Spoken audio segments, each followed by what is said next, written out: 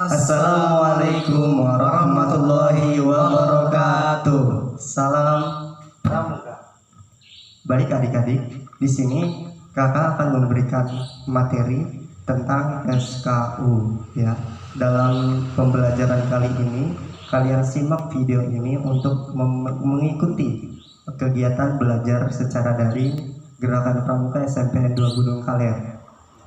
Pembahasan kali ini khususnya untuk pramuka penggalang di tingkat terap. Dari mulai poin 1 sampai 10 ya, kita akan bahas yang pertama sampai poin pertama sampai poin 10. Oke, sebelum kita akan membahas, kalian harus persiapkan dulu SKU syarat kecakapan umum agar penyampaian yang kakak akan sampaikan kali ini tidak akan terlewati, seperti itu kalian. Betul sekali. Oke, untuk poin 1 akan dijelaskan oleh Kak Alen. Silakan Kak Alen. Untuk poin yang pertama di SKU penggalang tingkat terap adalah selalu taat menjalankan ibadah sesuai agamanya dan mengajak orang lain untuk beribadah. Seperti itu ya. Contohnya, adik-adik harus contohkan nih nanti pas mengisi SKU, nanti ada yang namanya pertanggungjawaban SKU. Benar enggak adik-adik nanti sudah belajar apa belum untuk SKU tingkat terap ya. Nah, arti dari yang poin pertama itu poinnya adalah senantiasa tunduk terhadap peraturan yang dibuat oleh Allah Subhanahu wa taala. Ya. Jadi intinya dari selalu taat menjalankan ibadah sesuai agamanya adalah menjalankan apa yang harus kita menjalankan. Contohnya kita beribadah ya Kak Saudi ya. Yang terutama itu adalah yang kita wajib yang dilakukan setiap hari untuk umat Islam itu, ibadah wajib itu adalah sholat yang 5 waktu. Iya, seperti itu. Itu untuk yang wajibnya. Iya. Nah, dan itu yang harus kita jalankan. Nah, gimana yang tidak? Contoh yang Seperti yang sunnah gitu kali ya, itu.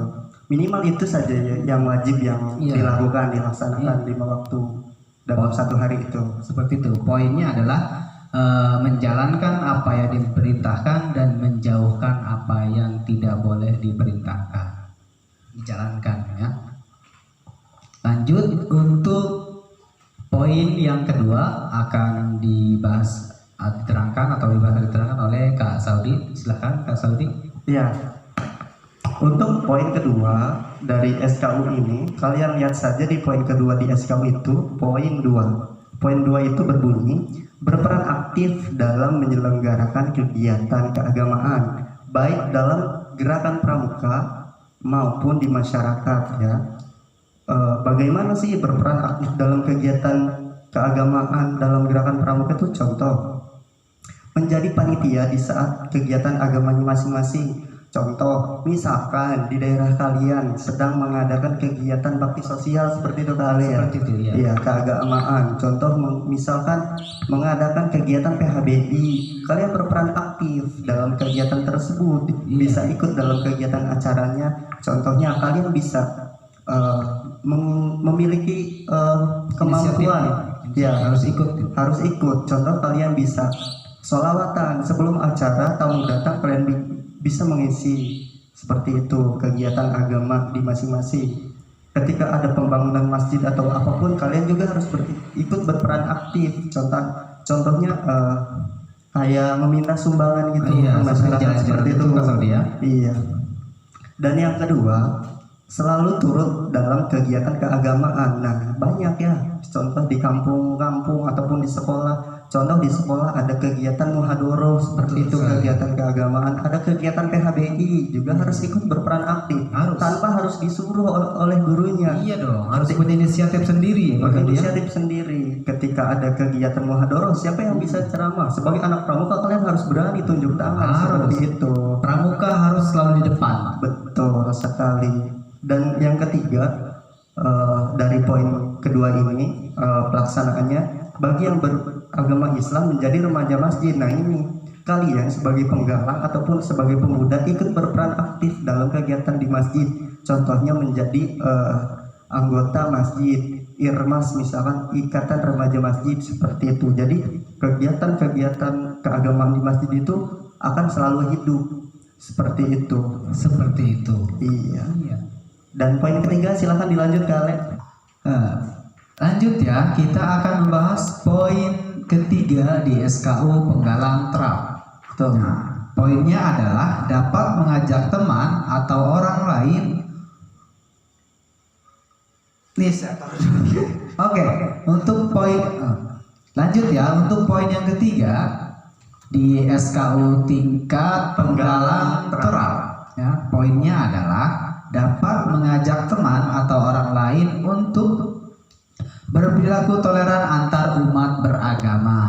Ya, pasti toleran itu karena kita adalah negara yang penuh dengan keragaman, Keanekaragaman. baik dari suku, agama maupun budaya. Jadi poin ini ada di SKU penggalang terap ya. Toleransi. Nah, toleransi itu apa sih?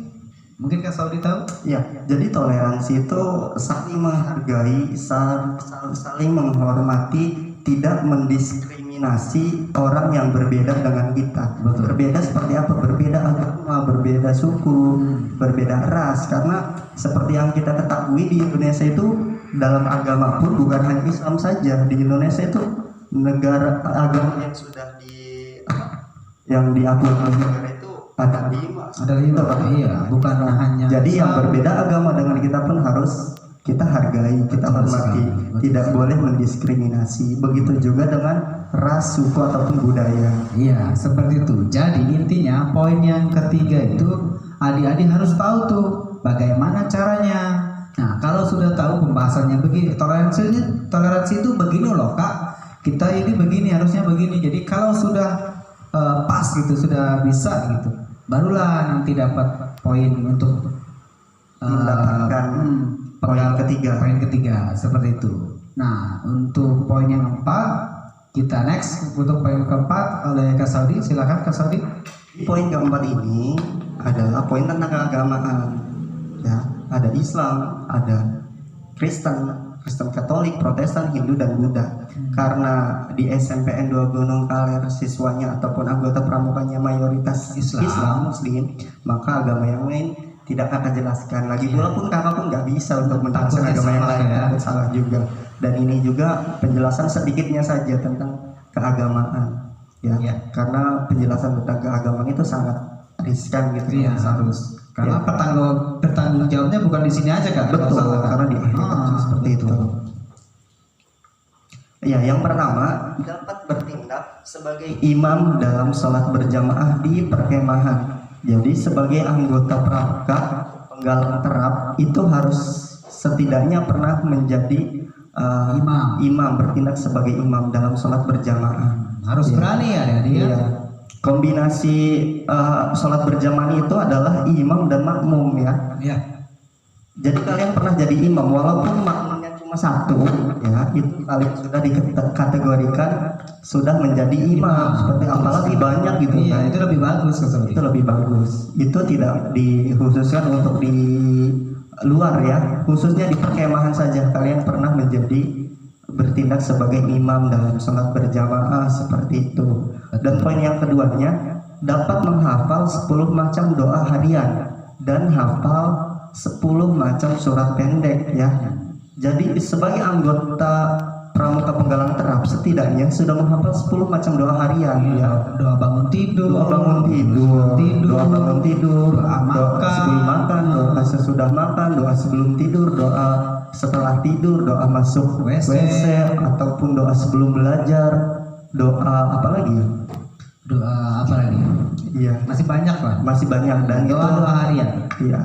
Minimal 10 ya, 10 macam doa harian.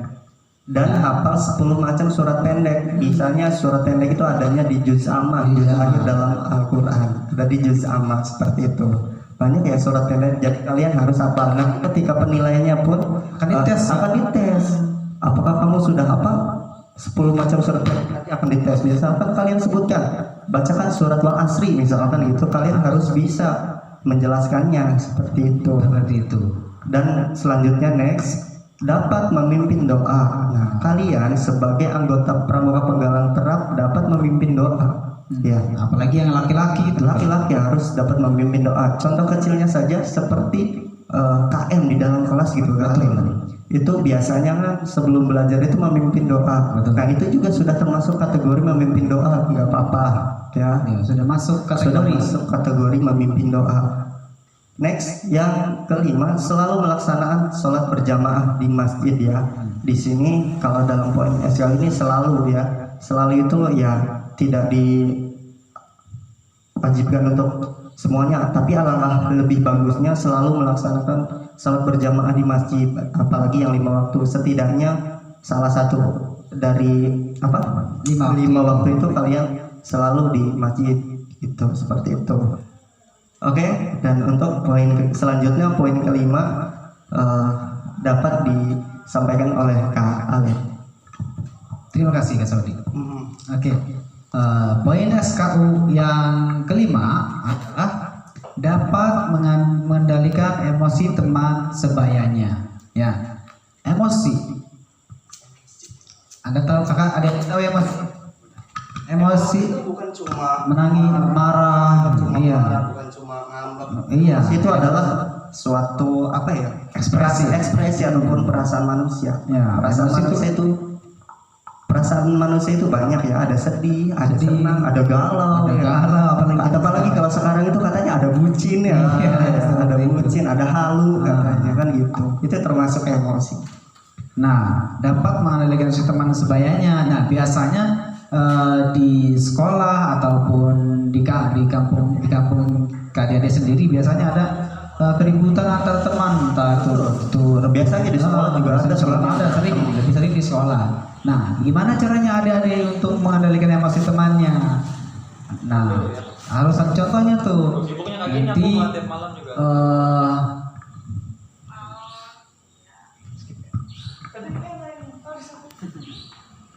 nah, gimana tuh adik-adik harus mengendalikan emosi temannya? Gimana caranya? Apakah ditarik atau gimana itu? Pokoknya intinya harus penjelasannya harus jelas lah. Apakah harus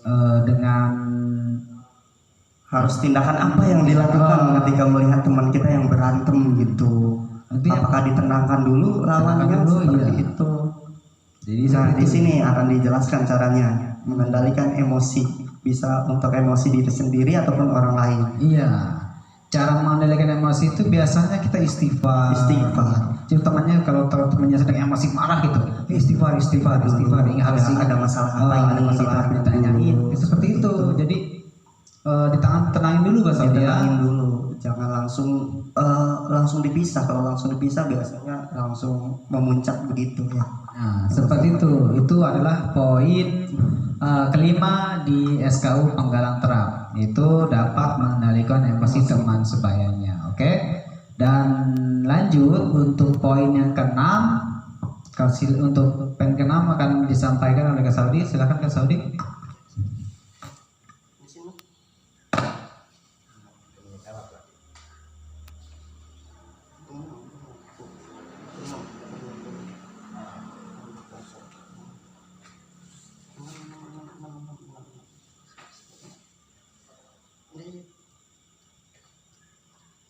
Cek, ya baik. Poin keenam, lihat di SKU-nya poin keenam, dapat memimpin pertemuan pasukan penggalang ya, seperti itu. Contohnya seperti apa? Ketika kita akan melaksanakan suatu kegiatan, ya contohnya di SMPN 2 Gunung Kaler, kegiatan pramuka wajib ataupun eskul, ya. Apalagi kalian yang sudah penggalang terap ya. Iya. Kalau penggalang terap itu dalam setiap pertemuan pramuka itu harus bisa membimbing adik-adiknya. Iya. Nah, dan sebelum membimbing, nah itu kalian harus bisa merapatkan ataupun membahas kegiatan apa yang dilaksanakan hari ini ya. Contohnya seperti itu. Membuka acara pertemuan dengan salam ya. Biasanya dalam kegiatan apapun pertemuan itu harus diawali dengan salam. Ketika salam dilanjutkan dengan doa dan pimpin pertemuan rapat dengan bahasa yang sopan dan mudah dimengerti Mengerti, ya. iya.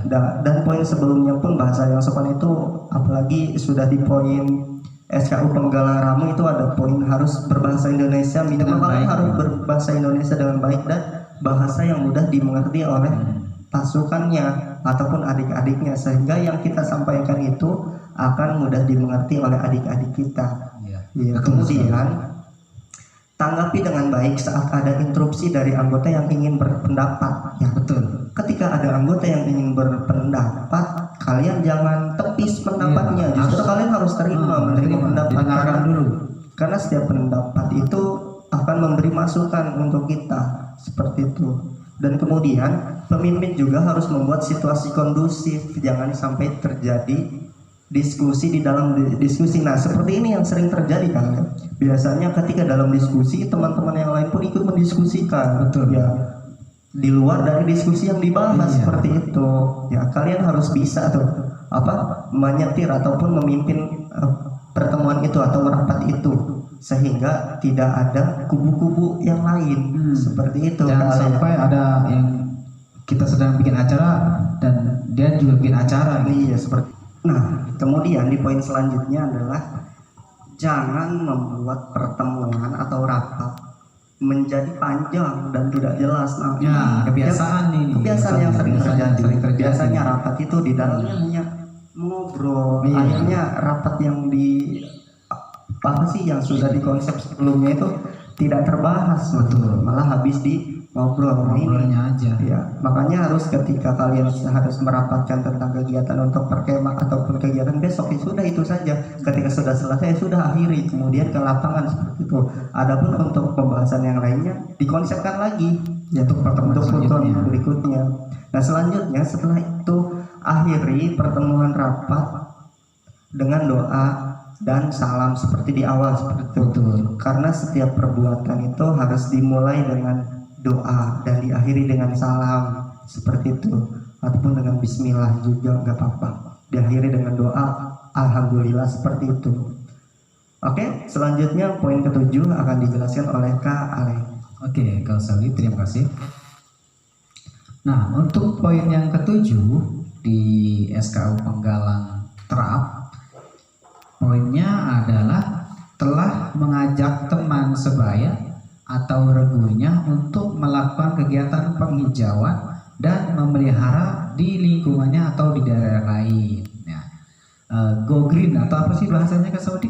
Iya, apa ya, seperti kalau ini penghijauan ya. Kalau misalkan di sekolah itu ada lahan tanaman yang masih kosong, biasanya selalu mengisi tanaman agar hijau kembali gitu, tanahnya tidak tandus. Iya, biasanya kegiatan pramuka juga kemarin kakak bersama anggota Sakra Bakti Husada Kak Saudi kemarin di Pulau Cangkir tempatnya. Iya, itu termasuk kita penghijauan mangrove ya. One man one mangrove, satu orang satu mangrove untuk menanam. Seperti itu penghijauan. Karena memang kegiatan penghijauan itu manfaatnya sangat besar sekali, apalagi di daerah pesisir pantai. Ketika ditanami mangrove itu supaya air pantai itu tidak, tepi-tepi pantai itu tidak terkikis oleh ombak, sehingga ambles gitu. Iya. Seperti itu. Apa itu ambles? Ya, gitu. Ya, kalau berbicara tentang penghijauan, kakak, saya punya pengalaman Kak Saudi. Betul. Penghijauan itu oleh pembina saya, pelatih atau pembina saya, ya, kakak saya, senior saya lah. Iya. Namanya Kak Juhri. Kak Juhri, Iya. betul. Kak Saudi mungkin tahu Kak Juhri. Oh iya, Kak Juhri, betul. Itu Iya, juga saya pernah ditugaskan untuk penghijauan di pinggir-pinggir jalan tuh. Jadi saya ditugaskan untuk namanya mencangkok satu di pohon itu kan, di ranting pohon saya mencetak untuk nanti setiap hari itu saya disiramin kan. Bisa biasa satu kali 3 kali satu hari 3 kali ya, agar tidak mati juga ya, karena tanaman yang setelah dicangkok itu kalau tidak disirami tidak mendapatkan nutrisi air. Iya, setelah itu kan sayangnya saya gagal Kak Saudi. Ya karena waktu itu lebih banyak kegiatan di tingkat Kuarang. Jadinya sayang sekali, maaf untuk Kak Juhri, senior saya itu. Maaf. Maaf telah gagal untuk menjadi junior yang baik. Betul. Oke, itulah poin penggalang terap di poin 8 tentang telah mengajak teman atau regunya untuk melakukan kegiatan penghijauan dan memelihara di lingkungannya ataupun di daerah lain. Seperti itu ya. Nah, untuk poin yang 8 silahkan Kak Saudi. Oke, terima kasih. Terima kasih kalian. Iya, sama-sama. Ya. Poin 8, lihat di SKU-nya poin 8 apa? Dapat mensosialisasikan kepada teman sebaya tentang hak perlindungan anak. Ya, tentang hak perlindungan anak. Dan di sini akan menjelaskan materi tentang hak perlindungan anak. Poin pertama adalah hak perlindungan anak menurut Undang-Undang Nomor 23 Tahun 2002 tentang perlindungan anak adalah segala kegiatan untuk menjamin dan melindungi anak dan pemenuhan hak-haknya agar dapat hidup, tumbuh, berkembang, dan berpartisipasi secara optimal sesuai dengan harkat martabat kemanusiaan serta dapat perlindungan dari tindak kekerasan dan diskriminasi. Iya, Nah ini ya kalian harus sosialisasikan. Kalau memang tidak tahu, tidak apa, bisa dicari di searching di Google. UU Undang-Undang Nomor 23 Tahun 2002 tentang hak perlindungan anak. Seperti itu. Nah poin penjelasannya seperti apa? Hak yang dimiliki seorang anak adalah bagian dari hak asasi manusia yang wajib dimajukan, dilindungi, dipenuhi, dan dijamin oleh orang tua, keluarga, masyarakat, pemerintah, dan negara. Nah, kalian sebagai anak juga berhak nih, ada haknya di poin UU 23 nomor tahun 2002 seperti itu.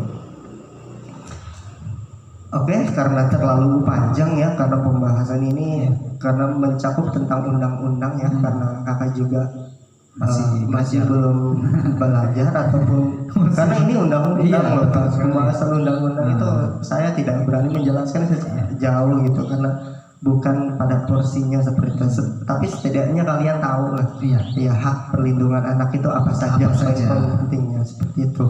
Oke, dilanjut tadi poin 8, sekarang ke poin 9 ya, akan dijelaskan oleh Kak Ale. Silakan Kak Ale. Oke, untuk poin 9 di SKU penggalang terap adalah telah ikut serta dalam kegiatan jambore atau sejenisnya. Ya. Kegiatan jambore. Kegiatan jambore itu adalah kegiatan pertemuan besar penggalang. Salah satu pertemuan terbesar di tingkat penggalang itu selain jambore, terus LT, ada Dianpinru juga. Itu adalah salah satu pertemuan-pertemuan besar di tingkat penggalang. Nah, dan jambore pun ada tingkatannya kali ya. Ada jambore tingkat ranting, tingkat cabang, daerah sampai nasional juga ada. Biasanya kalau jambore itu kelibatan sekali.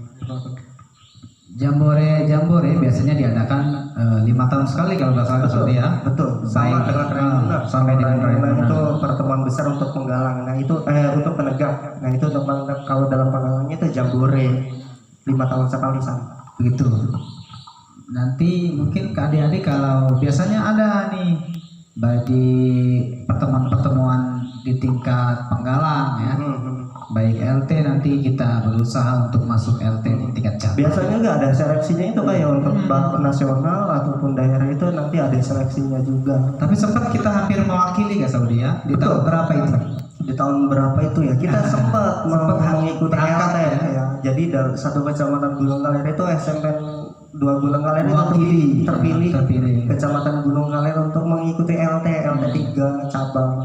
Ya. Sayangnya pada saat itu kakak gitu sebagai pelatihnya itu kecelakaan sehingga tidak bisa mengikuti dan tidak karena waktu itu sangat mendekati sekali. Padahal kita sudah latihan, sudah siap belum matang amat sih karena posisi saya juga kecelakaan gitu dan untuk melanjutkannya pun saya tidak sanggup gitu karena memang kondisi fisiknya tidak memungkinkan untuk mengikuti. Dan kebetulan saya sendiri belum ada di SMP. Belum ada. masih Kasodi saja kalau itu. Betul. Nah, itu adalah poin di SKU taraf poin Poin 9. Selanjutnya di poin 10 akan dibahas kembali oleh Kak Saudi. Silakan Kak Saudi. Iya.